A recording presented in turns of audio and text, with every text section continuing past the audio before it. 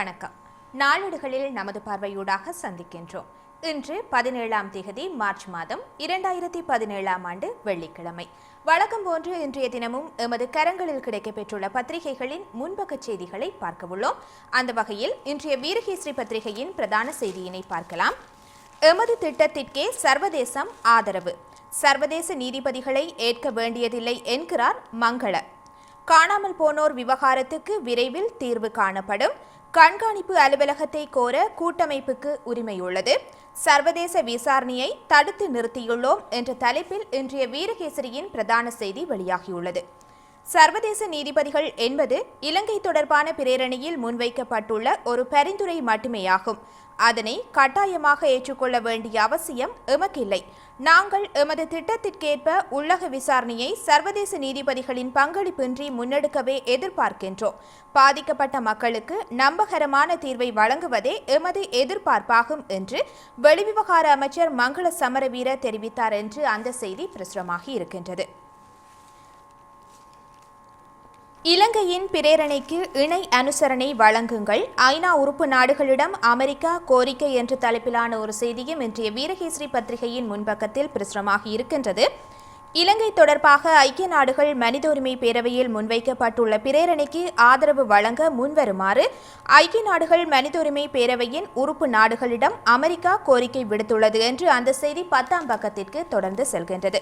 இன்றைய வீரகேசரி பத்திரிகையில் வெளியாகியுள்ள மற்றொரு செய்தியாக, கேப்பாபுலவில் அமைதிக்கு பங்கமின்றி சாத்வீக ரீதியில் போராட்டம் நடத்துவதற்கு நீதிமன்றம் அனுமதி, போராட்டத்தை குழப்ப முற்படக்கூடாது என போலீசாருக்கும் இராணுவத்துக்கும் எச்சரிக்கை என்ற தலைப்பிலான ஒரு செய்தி வெளியாகியுள்ளது. பொது போக்குவரத்து இடையூறு இன்றி, இராணுவத்தின் செயற்பாடுகளுக்கு இடையூறு இன்றி, தேசிய பாதுகாப்புக்கு பங்கம் இன்றி சாத்வீக போராட்டம் நடத்த முல்லைத்தீவு நீதிமன்ற நீதிபதி சம்சுதீன் உத்தரவு பிறப்பித்துள்ளார் என்று அந்த செய்தி பிரசுரமாகி இருக்கின்றது. மற்றொரு செய்தியாக, வசீம் தாஜுதீன் கொலை செய்யப்பட்ட தினத்தின் பதிவுகள் மாயம், ஜனாதிபதி பாதுகாப்பு பிரிவில் கடமையாற்றிய 10 இராணுவ வீரர்கள் விசாரணை வலயத்தில் என்ற தலைப்பிலான ஒரு செய்தி பிரசுரமாகி இருக்கின்றது. பிரபல ரக்பி வீரர் வசீம் தாஜுதீன் படுகொலை செய்யப்பட்ட தினத்தன்றிற்குரிய ஜனாதிபதி பாதுகாப்பு பிரிவு பதிவு புத்தகத்தின் பல பக்கங்கள் திட்டமிட்டு கிழிக்கப்பட்டு காணாமலாக்கப்பட்டுள்ளதாக குற்ற புலனாய்வு பிரிவினர் தெரிவிக்கின்றனர். இது தொடர்பில் கேர்னல் மேஜர் தர அதிகாரிகள் உள்ளிட்ட 10 இராணுவ வீரர்களை விசாரணை வலயத்தில் வைத்து விசாரித்து வருவதாக புலனாய்வு பிரிவினர் தெரிவித்துள்ளனர் என்று அந்த செய்தி தொடர்ந்து செல்கின்றது. இவை இன்றைய வீரகேசரி பத்திரிகையின் முன்பக்கத்தில் இடம் பிடித்துள்ள செய்திகள். அடுத்து தினக்குரல் பத்திரிகையின் பிரதான செய்தியினை பார்க்கலாம். இன்றைய தினக்குரல் பத்திரிகையின் பிரதான செய்தி, கேப்பாபிலவு மக்களின் போராட்டத்திற்கு தடை விதிக்க நீதிமன்றம் மறுப்பு, கட்டளையை மீறக்கூடாது என இராணுவத்திற்கும் பணிப்பு என்ற தலைப்பில் பிரசுரமாகி இருக்கின்றது. நாட்டின் அரசியல் அமைப்பின்படி பொதுமக்கள் ஆர்ப்பாட்டங்கள் நடத்துவது அவர்களின் உரிமை, பொதுமக்களின் அடிப்படை உரிமையினை மீறும் கட்டளைகளை நீதிமன்றம் பிறப்பிக்காது என சுட்டிக்காட்டிய முல்லைத்தீவு மாவட்ட நீதவான் நீதிமன்ற நீதவான் சம்சுதீன் கேப்பாபிலவு நில மீட்பு போராட்டத்தை தொடர்ந்து நடத்துவதற்கு அனுமதியும் வழங்கியுள்ளார் என்று அந்த செய்தி பிரசுரமாகி இருக்கின்றது. இதனை இன்றைய வீரகேசரி பத்திரிகையில் நாம் பார்த்திருந்தோம். அது தவிர 8 மாவட்டங்களில் கவனஈர்ப்பு ஆர்ப்பாட்டம், வடகிழக்கிலிருந்து ஐநாவுக்கு மகஜர் என்ற தலைப்பிலான ஒரு செய்தியும் இன்றைய தினக்குரல் பத்திரிகையில் கட்டமிடப்பட்ட செய்தியாக பிரசுரமாகி இருக்கின்றது. ஐநா மனித உரிமைகள் ஆணையகத்தின் 2015ஆம் ஆண்டு அறிக்கையினை உடனடியாக நடைமுறைப்படுத்த கோரியும், காணாமலாக்கப்பட்டவர்கள், சிறைகளில் உள்ளவர்கள், நில ஆக்கிரமிப்புகள் போன்ற பிரச்சினைகளுக்கு இலங்கை அரசாங்கம் தீர்வு காண்பதற்கான அழுத்தத்தை வழங்க கோரியும் நல்லூர் கந்தசுவாமி ஆலயம் முன்பாக நேற்று கவனஈர்ப்பு ஆர்ப்பாட்டம் இடம்பெற்றது என்று அந்த செய்தி 10ஆம் பக்கத்திற்கு விரிவாக செல்கின்றது. அடுத்ததாக, தீர்மானம் எடுப்பது இலங்கை வசமே என்ற தலைப்பிலான ஒரு செய்தியும் இன்றைய தினக்குரல் பத்திரிகையில் இடம்பெற்றுள்ளது.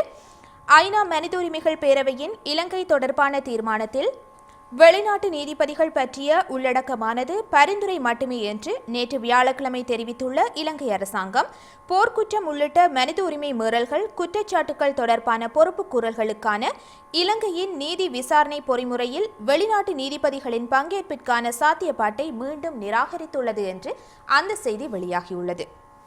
மேலும் ஒரு செய்தியாக, 10 பாரிய மோசடி, ரூபாய் 13,150 கோடி நட்டம் என்ற தலைப்பிலான ஒரு செய்தியும் வெளியாகியுள்ளது. கூட்டணி அரசாங்கத்தினால் முன்னெடுக்கப்பட்ட 10 பாரிய மோசடிகளால் இலங்கை அரசுக்கு 131.5 பில்லியன் ரூபாய் நட்டம் ஏற்பட்டுள்ளதாக ஒருங்கிணைந்த எதிர்க்கட்சி குற்றம் சாட்டுகின்றது என்று அந்த செய்தி பிரசுரமாகி இருக்கின்றது. இவை இன்றைய தினக்குரல் பத்திரிகையின் முன்பக்கத்தில் இடம் பிடித்துள்ள செய்திகள். அடுத்ததாக சுடரொளி பத்திரிகையினை பார்க்கலாம். சுடரொளி பத்திரிகையின் பிரதான செய்தி, வவுனியா ஜோசப் ராணுவ முகாமில் சித்திரவதை நடந்தமைக்கு ஆதாரங்கள் போதிய அளவு உள்ளன என்கின்றது சர்வதேச உண்மை மற்றும் நீதிக்கான திட்டம் என்ற தலைப்பில் வெளியாகியுள்ளது. வவுனியா ஜோசப் முகாமில் பலர் சித்திரவதைக்கு உட்படுத்தப்பட்டமைக்கு தெளிவான உறுதியான ஆதாரங்கள் போதிய அளவு உள்ளன. இந்த முகாமின் பொறுப்பாளராக பணியாற்றிய இப்போதைய பிரேசில் தூதுவர் ஜகத் ஜாய்சூரியவை விசாரணை செய்ய வேண்டும் என்று சர்வதேச உண்மை மற்றும் நீதிக்கான திட்டம் கோரியுள்ளது என்று அந்த செய்தி பிரசுரமாகி இருக்கின்றது.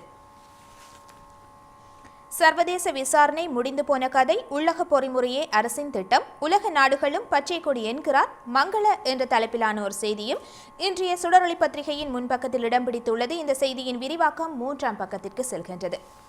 மறுசீரமைப்புகள் மேற்கொள்ளப்படாவிட்டால் ஐநா பேரவையில் இருந்து அமெரிக்கா வெளியேறும் எச்சரிக்கின்றார் அந்நாட்டு ராஜாங்க செயலர் என்ற தலைப்பிலான ஒரு செய்தியும் பிரசுரமாகி இருக்கின்றது. ஐநா மனித உரிமைகள் பேரவையில் கணிசமான மறுசீரமைப்புகள் மேற்கொள்ளப்படாவிட்டால் அமெரிக்கா அதில் தொடர்ந்து இணைந்திருக்காது என்று தெரிவிக்கப்பட்டுள்ளதாக அந்த செய்தி பிரசுரமாகி இருக்கின்றது. இவை தவிர மற்றொரு செய்தியாக, சர்வதேச நீதிபதிகள் விடயத்தில் விட்டுக் கொடுக்காது கூட்டமைப்பு, மங்களவின் கருத்துக்கு சுமந்திரன் பதிலடி என்ற தலைப்பிலான ஒரு செய்தியும் பிரசுரமாகி இருக்கின்றது. சர்வதேச நீதிபதிகள் விடயத்தில் தமிழ் தேசிய கூட்டமைப்பு விட்டுக் கொடுக்காது என்று சுமந்திரன் தெரிவித்துள்ளதாக அந்த செய்தி 6ஆம் பக்கத்திற்கு விரிவாக செல்கின்றது. இவை இன்றைய சுடரொளி பத்திரிகையின் முன்பக்கத்தில் இடம் பிடித்துள்ள முக்கிய செய்திகள். அடுத்ததாக சிங்கள நாளேடான லங்காதீபவின் பிரதான செய்தியினை பார்க்கலாம். இன்றைய லங்காதீப பத்திரிகையின் பிரதான செய்தி,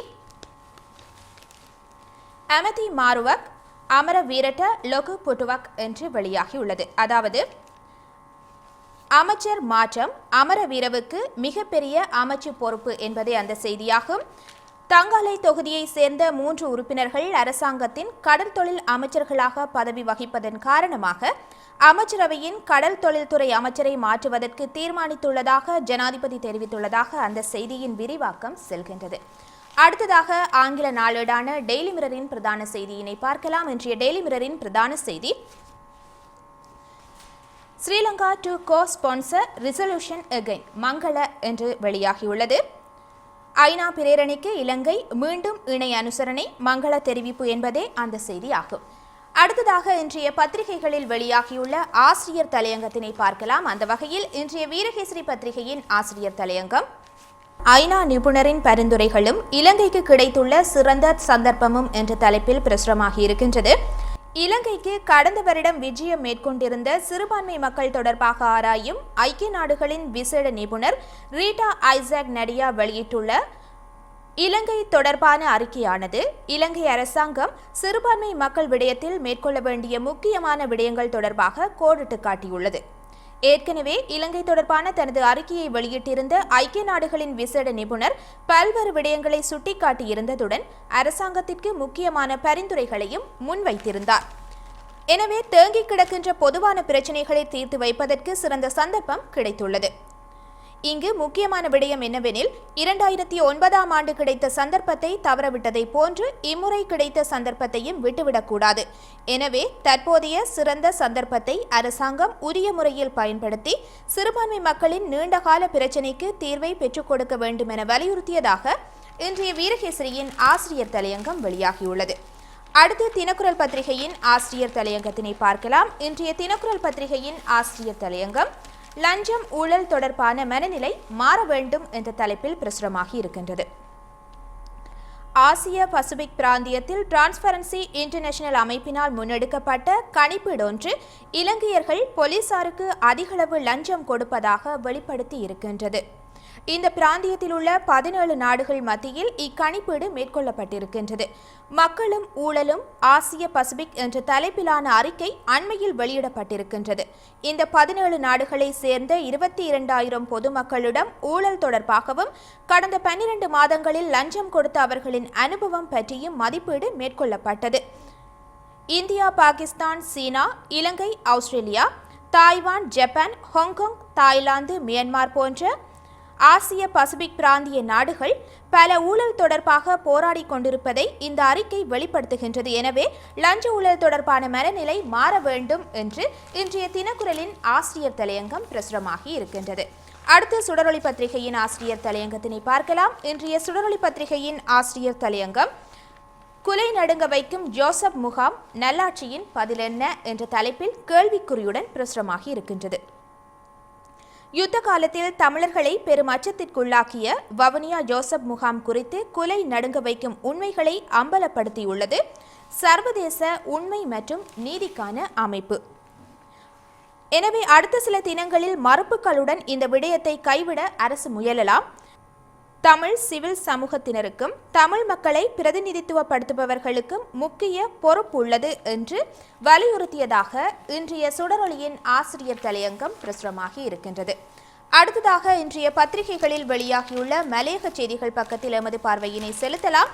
அந்த வகையில் இன்றைய வீரகேசரி பத்திரிகையின் மலையக செய்திகள் பக்கத்தில் மலையக பெண்கள் பாராளுமன்றம் செல்வதற்கு தயாராக வேண்டும் அமைச்சர் திகாம்பரம் தெரிவிப்பு என்ற தலைப்பிலான ஒரு செய்தி பிரசுரமாகி இருக்கின்றது. தொடர்ந்து இன்றைய பத்திரிகைகளில் வெளியாகியுள்ள சர்வதேசம் மற்றும் இந்திய செய்திகள் பக்கத்தில் எமது பார்வையினை செலுத்தலாம். அந்த வகையில் இன்றைய வீரகேசரி பத்திரிகையின் உலக செய்திகள் பக்கத்தில் ட்ரம்பின் பயணத்தடை உத்தரவுக்கு அதிரடியாக தடை விதித்தது அமெரிக்க நீதிமன்றம் என்ற தலைப்பிலான ஒரு செய்தி இடம்பெற்றுள்ளது. அதுபோன்று IS இயக்கத்துடன் தொடர்புடைய 4 பங்களாதேஷில் போலீசாரின் துப்பாக்கிச் சூட்டில் பலி என்ற தலைப்பிலான ஒரு செய்தியும் பிரசுரமாகி இருக்கின்றது. பங்களாதேஷ் போலீசார் நடத்திய அதிரடி துப்பாக்கிச் சூட்டில் IS இயக்கத்தினருடன் தொடர்பில் இருந்த பெண் ஒருவர் உட்பட 4 பேர் கொல்லப்பட்டனர் என்று அந்த செய்தி தொடர்ந்து செல்கின்றது. அடுத்ததாக இந்திய செய்திகள் பக்கத்தினை பார்க்கலாம். இன்றைய வீரகேசரியின் இந்திய செய்திகள் பக்கத்தில் சசியை சிறையிலிருந்து வெளியே கொண்டு வருவதற்காக கூடுவிட்டு கூடுபாய முயன்ற மந்திரவாதி கைது என்ற தலைப்பிலான ஒரு செய்தி பிரசுரமாகி இருக்கின்றது. சசிகலாவை சிறையிலிருந்து வெளியே கொண்டு வருவதற்காக கூடுவிட்டு கூடு பாய்ந்ததாக மந்திரவாதி ஒருவர் அளித்த வாக்குமூலம் போலீசாரை மிரள செய்துள்ளது. கடந்த 10ஆம் திகதி பெரம்பலூர் MM நகரில் உள்ள பங்களா வீட்டில் துர்நாற்றம் வீசியதாக கிடைத்த தகவலை தொடர்ந்து போலீசார் அதிரடியாக உள்ளே நுழைந்து சோதனையிட்டனர் என்று அந்த செய்தி தொடர்ந்து செல்கின்றது. 100 நாள் போராட்டத்தில் விவசாயிகள் தற்கொலை முயற்சி என்ற தலைப்பிலான ஒரு செய்தியும் இந்திய செய்திகள் பக்கத்தில் பிரசுரமாகி இருக்கின்றது. அது தவிர முத்துகிருஷ்ணனுக்கு அஞ்சலி செலுத்த வந்த அமைச்சர் மீது காலணி வீச்சு என்ற தலைப்பிலான ஒரு செய்தியும் பிரசுரமாகி இருக்கின்றது. முத்துகிருஷ்ணன் உடலுக்கு அஞ்சலி செலுத்த வந்த மத்திய இணை அமைச்சர் பொன் ராதாகிருஷ்ணன் மீது இளைஞர் ஒருவர் காலணி வீசிய சம்பவம் பரபரப்பை ஏற்படுத்தியுள்ளது என்று அந்த செய்தி பிரசுரமாகி இருக்கின்றது. அடுத்ததாக யாழ் பிராந்திய பத்திரிகைகளான உதயன், வலம்புரி மற்றும் காலை கதிர் பத்திரிகைகளின் பிரதான செய்தியினை பார்க்கலாம். அந்த வகையில் இன்றைய உதயன் பத்திரிகையின் பிரதான செய்தி கலப்பு நீதிமன்றம் அமைக்க சட்டத்தில் இடமே இல்லை, இப்படி சொல்கின்றார் அயலுறவு அமைச்சர் மங்கள என்ற தலைப்பில் வெளியாகியுள்ளது. அதுபோன்று வலம்புரியின் பிரதான செய்தி கால அவகாசத்தை பெற்றுவிட்டோம், சர்வதேச நீதிபதிகளை நிராகரிக்கின்றோம், அழுத்தம் தர முடியாது என்கிறார் மங்கள என்ற தலைப்பிலும் காலை கதிரின் பிரதான செய்தி அவமானம் அவமானம் மஹிந்த உங்களுக்கு அவமானம் பதிலடி அறிக்கையில் மங்கள காட்டம் என்ற தலைப்பிலும் பிரசுரமாகி இருக்கின்றது. நிறைவாக இன்றைய பத்திரிகைகளில் வெளியாகியுள்ள கேலி சித்திரத்தில் எமது பார்வையினை செலுத்தலாம். அந்த வகையில் இன்றைய வீரகேசரி பத்திரிகையின் கேலி சித்திரத்தினை பார்க்கலாம். இன்றைய வீரகேசரியின் கேலி சித்திரம் அமெரிக்க ஜனாதிபதியாக பொறுப்பேற்றுள்ள டொனால்ட் ட்ரம்ப் பதவியேற்று ஒரு சில நாட்களில் 6 முஸ்லிம் நாடுகளில் இருந்து அமெரிக்காவினுள் நுழைவதற்கு பொதுமக்களுக்கும் அகதிகளுக்கும் தடை விதித்து குடிவரவு கொள்கை ஒன்றை முன்வைத்திருந்தார். அந்த குடிவரவு கொள்கை நேற்று வியாழக்கிழமை நள்ளிரவு முதல் அமுல்படுத்தப்படும் என்றும் அறிவிக்கப்பட்டிருந்தது. இவ்வாறான ஒரு நிலையில் அமெரிக்க மாநில நீதிமன்றம் ஒன்று அதனை நடைமுறைப்படுத்துவதற்கு தடை உத்தரவு பிறப்பித்திருந்தது. அதனை சித்தரிப்பதாக இன்றைய வீரகேசரி பத்திரிகையின் கேலி சித்திரம் அமைந்துள்ளது. அடுத்ததாக தினக்குரல் பத்திரிகையின் கேலி சித்திரத்தினை பார்க்கலாம். இன்றைய தினக்குரல் பத்திரிகையின் கேலி சித்திரம் டெங்கு காய்ச்சலின் ஆதிக்கம் இலங்கையில் அதிகரித்துள்ளது. இந்நிலையில் திருகோணமலையில் பாடசாலைகள் யாவும் மூடப்பட்டுள்ளன. அதனை சித்தரிப்பதாக இந்த தினக்குரல் பத்திரிகையின் கேலி சித்திரம் அமைந்துள்ளது. இதுவரை இன்றைய தினம் இலங்கையிலிருந்து வெளியாகியிருந்த தமிழ், சிங்கள மற்றும் ஆங்கில மொழி பத்திரிகைகளின் ஒரு கண்ணோட்டத்தினை பார்த்திருந்தோம். மீண்டும் ஒரு நாளேடுகளில் நமது பார்வையூடாக சந்திப்போம். வணக்கம்.